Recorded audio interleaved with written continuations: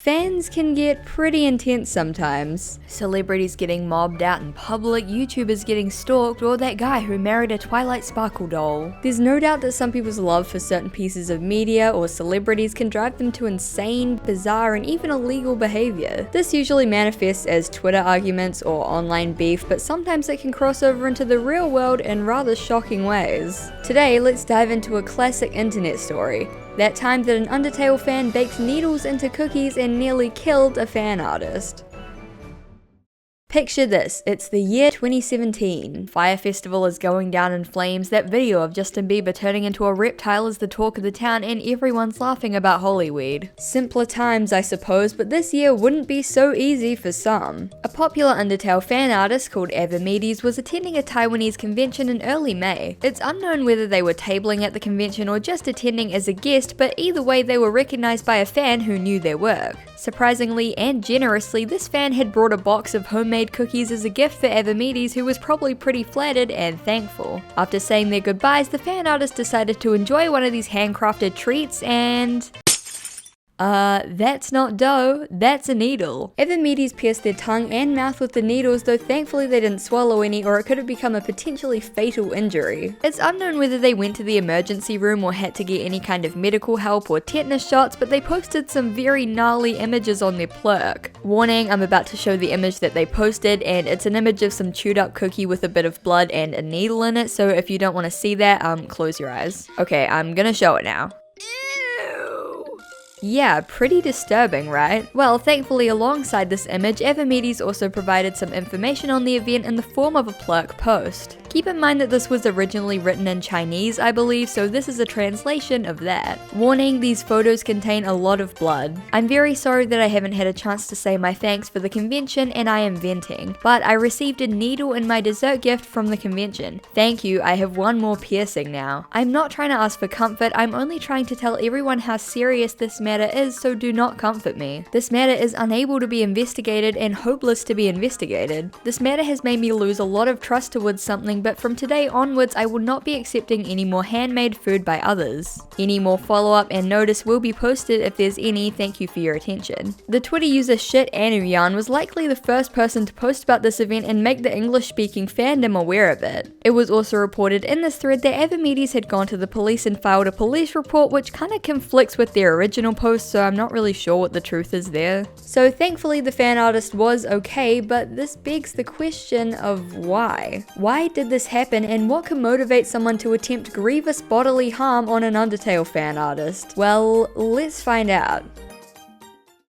Shipping in fandoms can get pretty heated. Debates over whether certain characters should be paired up are common, and on sites like Twitter and Tumblr, shipping wars have led to campaigns of harassment on multiple occasions. And believe it or not, the reason as to why this artist was targeted with spiked cookies may lie in the Undertale fandom. See, the artist was an avid shipper in the Undertale fandom and was a fan of the pairing known as Franz. This ship paired the 10-year-old child character Frisk with the clearly adult skeleton Sans. The artist apparently aged the kid up in their art, but I've made my opinion on that kind of shipping pretty clear on my channel before. Getting back on topic though, regardless of what kind of fan art you draw, having your mouth impaled by needles is pretty brutal, and regardless of how immoral you think a fan artist is, attempted murder or injury is illegal and bad. Just for context, in this situation, an auntie is basically a name for someone who doesn't like ships that involve kids or siblings or family members. So basically normal people. On the opposite side are pro-shippers who believe that people should be able to ship whatever they want, even if it's immoral or would be illegal in real life. A write-up on medium.com dramatically titled "Aunties Will Have a Body Count" writes how aunties are slowly becoming more dangerous in their pursuit of vigilante justice. Other pro-shippers were using the situation to decry aunties and paint them all out to be insane, violent, and sociopathic in their quote purity crusades. On the other hand, some Tumblr users who considered themselves to be aunties were celebrating the fact that this artist had been harmed. A few people even believed that it was a hoax and that the artist faked the photos in order to make aunties look bad, which I guess could be true for all we know, but there's not a huge amount of evidence for this. So you had the aunties and the pro-shippers waging war over who deserved to die in a fire for their beliefs, all while arguing over whether it was moral to try and kill someone with needles hidden in cookies. Both sides were using this situation to desperately smear the opposition. Meanwhile, the actual crime and truth behind it kind kinda got lost. See, the thing is, there's no evidence or proof or even any indication that the person who committed this crime was a vengeful fan or an anti. Going back to the original post, which is the only legitimate information we have on this situation, the artist never mentions antis or shipping or Undertale or even fan art at all. As far as I can tell, this narrative was first pushed by this Tumblr post titled "How About We Don't Hurt Real People Over Fictional Ships?" From this rather long and impassioned post, one line reads, "From discussion, Twitter, Reddit, it seems likely that she was given these cookies because she draws Sans and Frisk art and a fan decided that drawing a ship they didn't like was worthy of attempted murder." Well, how about we check those links out, shall we? The Twitter thread, which we previously touched on, has no information pointing towards this anti-theory. Weirdly, everyone in the replies is saying like, "Oh, I can't believe people are getting hurt over fictional ships," but I can't see anything in here that mentions antis or Undertale fan art being related to the incident. The Reddit post is possibly even worse, starting off with the line, "To start off, I'm going to admit I don't have all the details and I cannot find the original Twitter thread where I read most of them." Yeah, that doesn't particularly fill me with confidence if I'm honest. They go on to say, "While the fans' motives are not 100% confirmed, people are assuming that the motive was hatred of a ship that the artist draws. I have not looked into this myself, so if anyone can confirm that would be great, but I have heard that the artist draws Sans and Frisk art. I do not know the nature of this art. One person I've seen said that Frisk is aged up, but again, that's not something I can confirm. But I have seen some people react violently online to ships of this nature, so I would not be surprised if that was the reason." So yeah, two very not reliable sources, if you can even call them sources. They both basically just say like, "Oh yeah, I heard it from a friend, haha.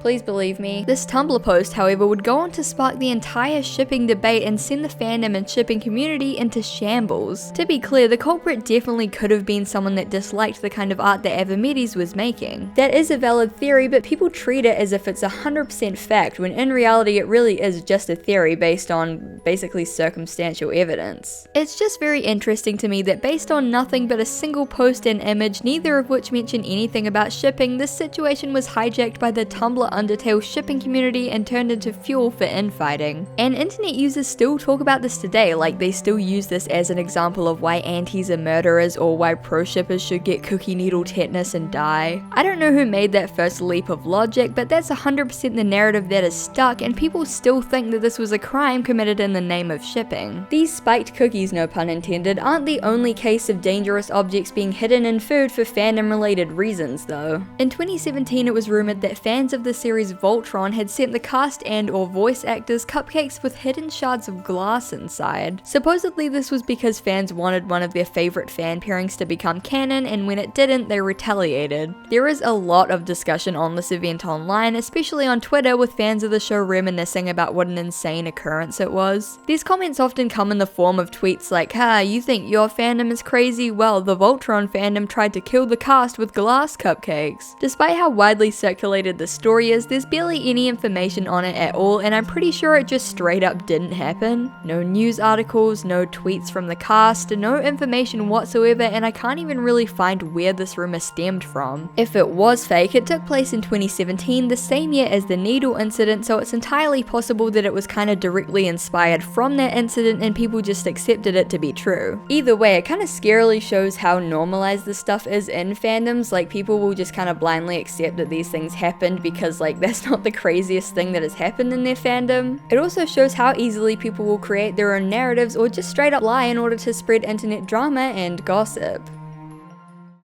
So at the end of this twisted tale, we're left with a pretty unsatisfactory conclusion. The story of the pro shipper being stabbed with cookie needles is pretty commonly talked about online, and the narrative that it was an anti is still widely accepted as the truth despite the lack of evidence. As for the crime itself, well, we never actually found out who the perp was. Avamedes never gave any description or information on the person, and no one's ever come forward, so it's still kind of a mystery. We've also never seen any police or hospital records of the situation, so do with that what you will. These days, the artist in question is not doing too good in terms of public image, I guess. Their Twitter is dead and their bio reads, "Learned from the past, moving on. I decided to reboot my social media accounts only for myself some space to breathe. I apologize for everything I have done." So That's not good. I feel like something bad happened here. It's kind of hard to tell what happened and I don't really know what went down, but from the looks of things it wasn't good. So the culprit was never found, the victim is now offline due to being cancelled for something dodgy, and the story that everyone knows is likely just a fabrication made up by Tumblr's Undertale shipping community. If you want to take anything away from the story, it's that you should do your best to check your sources when reading an online story, and that you probably shouldn't accept food from strangers. Like, let's be real, this story's probably gonna pop into your mind next time someone offers you some hand-baked goods. And while fandoms are meant to be fun and light-hearted communities for fans, this is just one of many stories that prove that they can be pretty dark and twisted places in many ways. Thank you guys so much for watching, I really appreciate it. If you ever have any suggestions for video topics or anything like that, definitely let me know in the comments. Yeah, thank you so much for watching and supporting, and I hope to see you in the next one. Bye!